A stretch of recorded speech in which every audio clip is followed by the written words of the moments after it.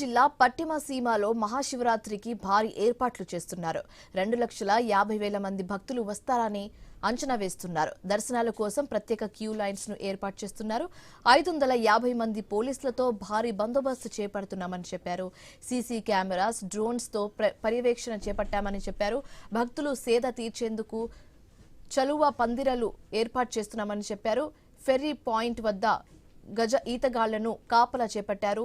స్నాన ఘట్టాల వద్ద ప్రమాద హెచ్చరికల బోర్డ్స్ ను ఏర్పాటు చేశారు. భక్తుల కోసం ప్రత్యేక వైద్య శిబిరాలు కూడా ఏర్పాటు చేశామని చెప్పారు.